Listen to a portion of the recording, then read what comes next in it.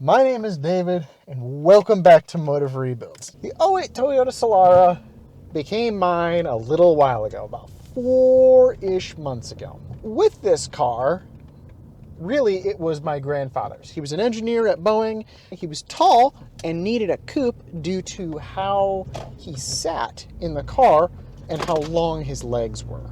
The Solara fit him quite well. Plus, it was a manual, it was 4-cylinder, a little sporty, but not completely uneconomical. Eventually, he passed away, and my grandmother, seeing it sat there for a year, really didn't want to see it anymore. So this wound up becoming mine for nothing besides the licensing, because it needed to be gotten rid of. If you want the winding road, yeah.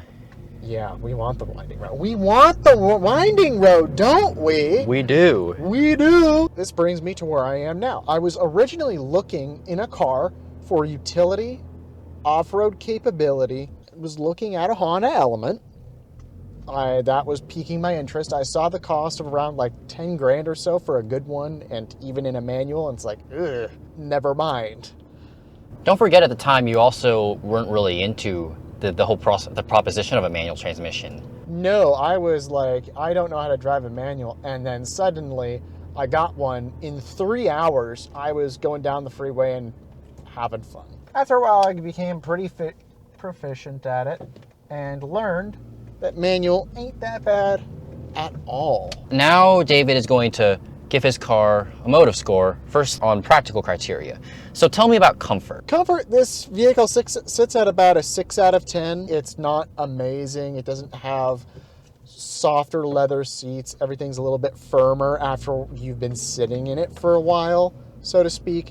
It feels a little bit stiffer. It is not a Lexus. It is not a Saab with really nice seats. Noah's is actually very comfortable. It's an overall okay, comfortable car. I actually want to give this a 7 or an 8 because these seats actually are really nice. They're supportive.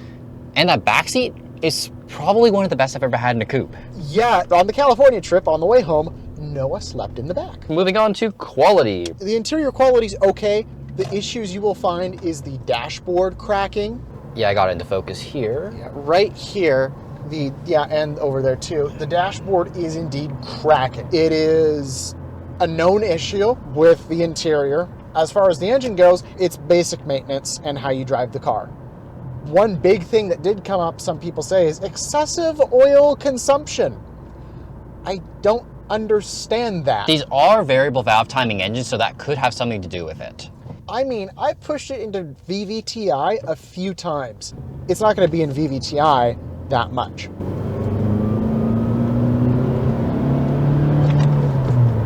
On excessive oil consumption, I have not consumed a single drop of oil, it feels like. So this section of the score out of 10 will be like a 9. It's pretty simple.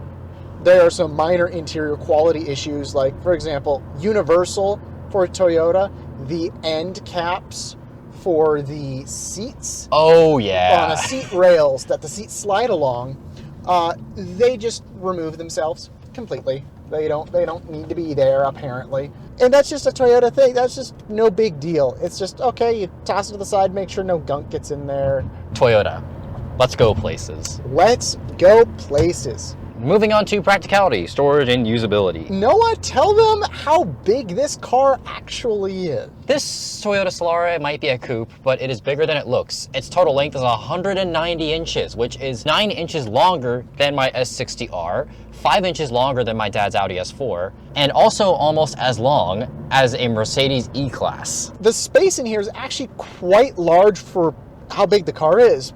Malik and I, when going down to California, fit all of ourselves and our gear in here comfortably. Noah sat in the back and went to sleep sideways.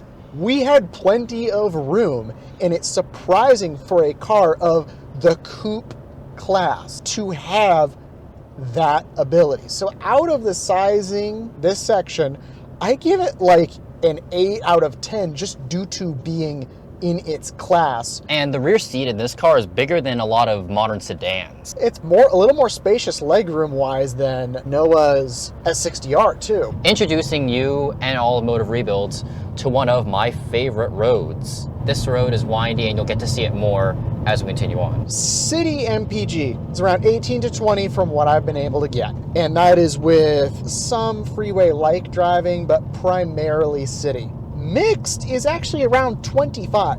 So that's no issue. It gets pretty considerable mileage for being a manual and a 4-cylinder. And it also has 0 weight 20 oil. In freeway, interesting story, I went from the Bothell-ish area to Spokane, then to Pullman, and wound up with just around a third of a tank left. And that drive, for reference, is about 360 miles is exactly how much that drive was. It gets great fuel economy depending on how you drive it. I milked Noah's S60R to, what is it? 31 miles per gallon. And that's on a turboed inline 5. This is a 4-cylinder with only 155 horsepower, what, 2.4 liter? 2.4 liter, correct. 2.4 liter. It'll get okay fuel economy. This engine, the 2AZ, was also used in the Camry of this generation, as well as the Scion XB. We're gonna make her sing a little bit. You'll have a chicane coming up in a little bit, but you'll see it coming. Anyways, on to ease of use. Infotainment and car functions. Infotainment is extremely easy to use. It is bare bones as you will ever get, and it is all you ever need. A simple radio, it's got an aux port right up here. You have a 12-volt socket, no native USB, but I easily could drill out a spot for a USB and USB-C style port that would just plug into the battery via a circuit, have a relay powered off the accessory relay. It does have voice recognition, control of a few things, but I'd never use it because it's a little clunky. It has Bluetooth, but only for calling. I don't know why. Now that our utility categories have been finished, we can move on to fun categories. We can first talk about handling, since we are on a nice winding road. Handling, it feels okay. There is a lot of body roll. You will feel the whole body start to lean left or right, and that is just the nature of the car. I can put it to you this way. It can be hustled, but does it really like it? No. Yeah, it's not meant for it. But anyways, continuing on. Acceleration. Acceleration. Okay, that's actually good. But this is downhill. That's a little different. To put it this way, this engine is pretty torquey for a small 4-cylinder. Yeah, and has a peak torque at 4,000 RPM, which is explaining kind of why I felt it there. In this road, I can't actually break the tires loose for some reason, but generally on a slightly moist road that arguably is a little smoother than this, when they're cold, they do not stick well at all. They're older tires. But handling, really good on this car. We're looking at around like a 7 out of 10. It's more of a, hey, you know, I'm going to be pretty stiff. I'm going to work the way you want it to, but not going to love it very much. And typically of older cars, the steering in this thing is very direct, very precise, and very light, but it still offers you that amount of feel. It's not the razor-sharp steering of a Volkswagen Golf of modern times, but in that steering, you don't feel a thing. Yeah, in this, you do feel a lot of feedback, and I like that. Moving on to engine noise. You have a left-hander coming up as well. It's there. It's a little 4-cylinder. It does what it's going to do, and it makes a little bit of noise doing it. It's nice on a drive when you're sticking at it and leaving it at 80 miles an hour in 5th gear. Will get you to 3,000. On driver satisfaction, we are probably, would you say, no, at like a 7 out of 10? Yeah, about a 7. Except for the clutch. The clutch is soft. So if you remove it, apply a little bit of gas, and then ease it in, the front quarter is actually leeway for you to do what you're going to do. Now, it does have a pretty sensitive throttle, which gives it that sporty feel. It does feel a little bit luggy at times due to the small engine, but overall, it's an okay car to drive. If you want to have a little bit of fun with it, you can. Make sure you have fresh brakes and good tires. These things only have 1 pistons, but they do stop really well for being single pistons on all 4. Pedal's also very nice and firm. And there's a funny problem that I had with this car. Me having like longer but skinnier feet had a problem on the clutch pedal. When I was creeping in traffic in this car, usually my clutch foot sits on the floor when I'm creeping. It was going to slide further and further up the pedal until eventually my heel was all the way onto it. But that's just a minor gripe, and David doesn't seem to have that. All I can say with this, it's probably one of the best cars that you could buy as a daily driver, as something if you don't really need something with a lot of speed or handling or whatnot. It gets the job done. And to put that in perspective, cost. These cars were around 20 grand new, now used, generally around 80 to 120,000 miles for a manual Coupe 08. You're looking at around $6,500 for a really nice one. 7,000 maybe if somebody's kept it really pretty and low mileage, but you're gonna see around 4,000 to 5,500. Yeah, it's a Toyota, so you will be paying a little bit more to start out with, but compared to most other Toyotas, not that much. Yeah, but I'm comparing it to Hondas and other stuff, but you get a platform that is extremely well built, and also one that will basically serve you for the rest of time. Surprisingly, this thing kind of mirrors the ES350 from around like, what is it, 08 to 10?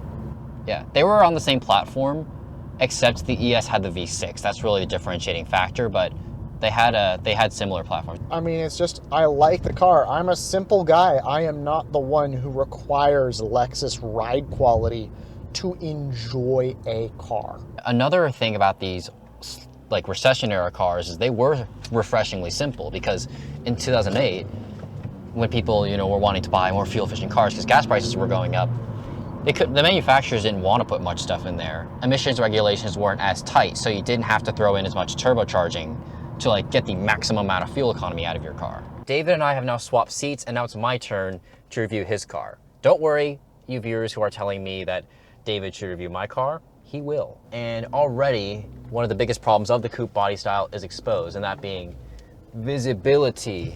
Specific with that pillar, oh my gosh. It is just a tad difficult to shift this thing a bit smoothly because of the rev hang.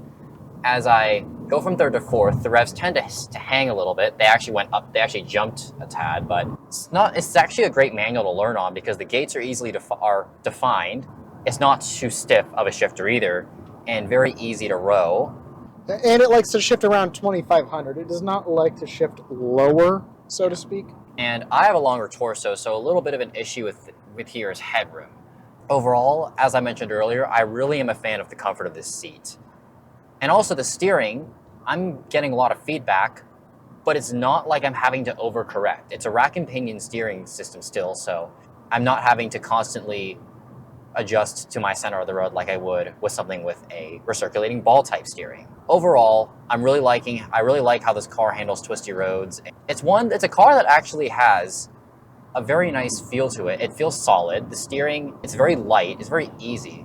These pedals are a bit too far apart to heel toe, but then again, this car isn't really meant to be sporty. Try a little rev match into third here. And just a very satisfying driving experience. It won't give me the same adrenaline high as my S60R will. It doesn't make the sounds of something like a Lotus Elise or even Toyota's 1ZZ engine. It's one that gives you everything you need and nothing you don't. Well, maybe just a little bit, but it doesn't feel like it's taxed either when we're going at higher speeds. But the one place where I do feel this thing to be a little bit taxed is in the mountain, especially at higher elevations when coming back from California. For reference, this thing was sitting around like third gear in some parts of those mountains, and it wasn't anything more than, shoot, what was it, like a 4%, 6% grade at most? And I'm like, oh no, fourth, slam the gas pedal. Oh no, third. It's sometimes a surprise when you don't understand how little torque it has, for what it's being required to do. Kind of what you expect from something with 155 horsepower. That's also where a turbocharger will come in handy. If you're just doing normal highway commutes in a city and stuff like that, you don't really need a turbo. In just a normal sea-level Washington, this car is a great solution for that. To those of you saying, this Solara is not all-wheel drive, No, it isn't. But front-wheel drive works perfectly fine for weather conditions, and also with this manual, this makes it pretty easy to handle. This makes it a very predictable car. The one place I think this is very limited is the tire width. It's 215 section tires, so those tires can get a little overwhelmed in trickier weather. It can be a little bit more overwhelmed when I'm taking a bit of a hard corner. But then again, not what this car is built for. Some pros and cons of this car that I have as a outside perspective is pros. Simple to work on, very easy to change stuff, and you don't really have to make a fuss and grow gray hair. Ease of use inside. Super easy to use infotainment system. Toyota, look at yourselves now. And thirdly, why are we losing all our coupes? Dude, you don't need a sedan or an SUV. A coupe is perfectly fine. SUVs are a trap. That's a video for another day. Now on to con. Is a bit of is power at the top end. Sometimes this thing can be a bit taxed, as we mentioned earlier, especially in mountainous terrain and if you're trying to really beat the snot out of it. But then again, not what this car is made for. Second con, visibility. Out that rear, there's a huge blind spot, and especially when reversing and changing lanes, it can be a bit of an issue. And thirdly, I would say my last con of this car is sometimes exterior quality. Some of the cosmetics in this car tend to crack over time. The dash, paint, whatnot. That's where the European cars really shine. But then again, these cars were assembled to be cheap and simple and just get you where you need to go. So it was never really the top priority. Now we can get on to highway impressions as we enter this freeway. Drop into third. That's all the way down. Nice third gear pull up to 80. And now we can see fifth gear is decently tall, not super tall as to where you have absolutely no snot. We're about 3,000 RPM at 80 miles an hour. We're still holding a decent speed here. It's not like I'm not losing steam, but sometimes on grades steeper than about 3 or 4%, you would need to drop into fourth and give it that little bit of extra juice. Road noise is something that's a tad high. I've noticed. Seems like there isn't much insulation going on here.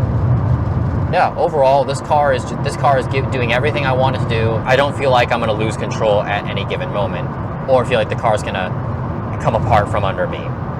So overall, great highway driving experience, and this is a car that you just want to put miles on. It's one that rewards you for driving it. Something that I noticed is the lumbar support is really good. My lower back feels well supported. It doesn't feel like I'm sliding down or anything in the seat.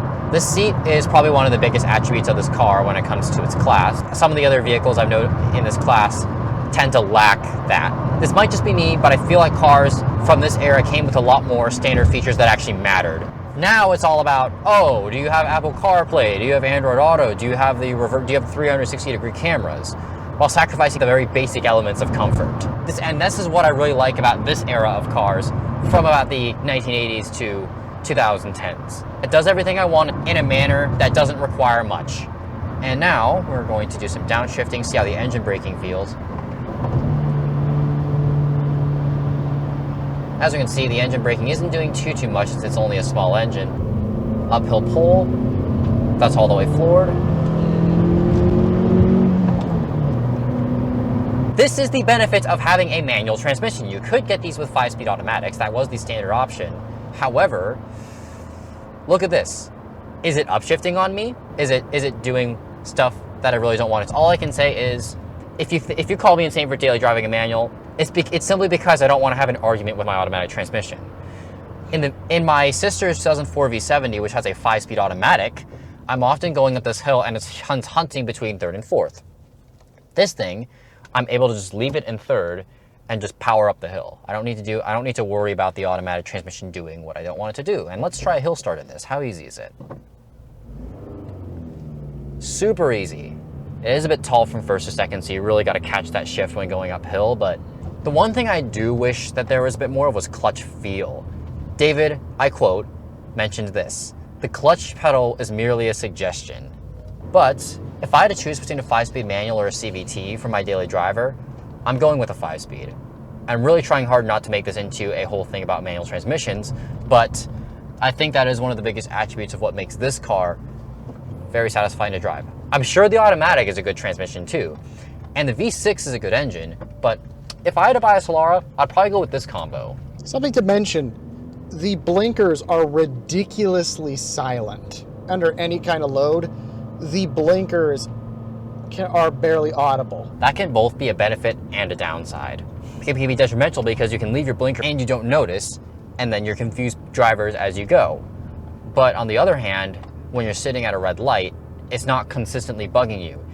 As I mentioned in my S60R review, Hyundai and Kia turn signals are way too loud for my liking. I much prefer a quieter turn signal because I can see it on the dash and I'll know to turn it off. Listen carefully. Super quiet. Very nice car to drive in the city, and it's a very easy car to drive too. There's some cars that really require you to be thoughtful as a driver to really extract the maximum performance out of them in daily driving. But this car, it's very forgiving of your inputs, and it doesn't punish you for making a mistake. Now, the opposite of this car would be, for example, the GR Corolla with its 1.6 liter inline 3-cylinder engine. That engine has almost no torque, which means you need to rev it to the top in order to get anything out of it. This engine, not so much. Don't worry, I love the GR Corolla. I'm also a big fan of low end torque, and that car just doesn't really do it for me, but this does. And you can see my head just hitting the ceiling because I am long torsoed individual. Let's go throw the car in park and take a look at the exterior. So now we'll be talking about the exterior of the 2008 Toyota Solara. And something to mention is that this is the second generation of Toyota Solara that came out for model year 2004. Generation 1 came out for 1997, and that went up until 2004. And this second generation took on a lot more curvy styling of the 2000s era. As we can see, very thin A-pillar and a very large door. This door is more than half the length of the vehicle itself, and in some cases, this door is longer than 2 doors on a hatchback. Moving around to the rear with this sloping design here, it looks nice, but there is one issue, as we mentioned earlier. This sloping rear does create an issue for visibility as the C-pillar is relatively large. Coming around the rear, this is the sport trim. So we have a nice little trunk spoiler here. We have the nice little sport badge, and we have a different rear bumper. And moving around to the front as well, it's missing one on this side. We have a little winglet on the bottom here, and that is characteristic of the sport trim. Plastic headlight lenses, nothing too fancy, with halogen projectors, reflector high beams. We have our grille up front. It's honeycomb style. That's characteristic of the sport trim. Other models had lines running down as their trim. And moving around to the other side of the car, we can see that little valance down there runs all the way down, as we mentioned earlier. And nothing much to the exterior of the Solara, other than that it is basically just a restyled Camry with 2 doors. Underneath the hood of the 2008 Toyota Solara, we have the 2.4 liter inline 4-cylinder known as the 2AZ FE. This engine was also used in the Scion XB, the Camry, and a lot of other Toyotas of the period. Nothing much to it. We have our valve cover here. We have our intake manifold on the back. We have our exhaust manifold on the front. Everything in this engine bay is very easy to access. It is linked to a 5-speed manual transmission in this case with synchro mesh and an overdrive. This engine does feel a little bit quicker than this engine with the automatic transmission in the Scion XB. This engine is overall extremely easy to work on. Your belts are all right here and all in an area where there's a lot of room to work. But my one gripe is that your intake manifold and injectors are on the back side of the engine. So that means replacing those is going to be a little bit of a difficulty. But again, it's not going to be too hard. It's not really a Toyota, it's not a Volvo. That helps. Coolant overflow tank and power steering fluid are right next to each other. Hydraulic power steering. Rack and pinion, as mentioned earlier. And overall, nothing much to this engine bay. Horsepower figure is about 155. Torque figure is about 170, but nothing. Torque figure is actually 158 at 4,000. Yeah, it's not very strong, not at all. Yeah, doesn't feel that. Very simple engine bay to work with, nothing too special. So this is the trunk. I do power systems, so there's a lot in here. But it goes to say, I have my tools in here, my crimper, my other supplies for the car. I have my heat gun in here, some spare things, some solar panels. I have a lot in here, a great amount of space for the size of car. S60R is cramped just by a few inches and is not as deep and clear to just put things into. This, if you have something a little bit wider, you can put something right on in, and it just works. I generally don't have much in the way of complaints. There are two arms up here that swing down. They're just for the supports for these guys. They will come down a little bit, so you just have to keep things clear of around this area. But it's just great and just works and is amazing amount of space. You even have access to the taillights here, which I believe later that SLE versions did come with LED reverse lights. In conclusion, it's a car that does what you want it to do, like Noah said, with nothing that you really don't need. The radio, the AC is about as much luxury as these things have, except the one powered seat on the driver's side. It has no heated seats. It has no heat or cold that goes through your seats, like a Lexus. It doesn't need it. It just gets the job done and doesn't give you much fuss for it. And if you need an intermediate solution or just a car that does what you want it to do and one that won't break down every 5 miles, this is your car. Yep, and as simple as it gets. If you want to learn manual, I'd also suggest this car. I've started off many people learning manual in this car. I gotta say, people generally take very well to it. Options that you can cross-shop this car with are the Honda Accord Coupe of the 7th generation, Scion TC, which uses the same engine, Scion XB, which uses the same engine, and just a multitude of cars that use a similar engine arrangement and use the 4-cylinder engine. So you could take this review as you will and apply it to other cars with the 2AZ. In other words, look forward to seeing you guys all on the engine rebuild of Noah's poor S60R that decided to freeze an injector and burn a valve. And also the California trip, which is long overdue. Thank you for watching, and we will see you in the next one. Bye-bye. Bye-bye. That was fun. Yeah. That was fun. We got to do this more often. Yes.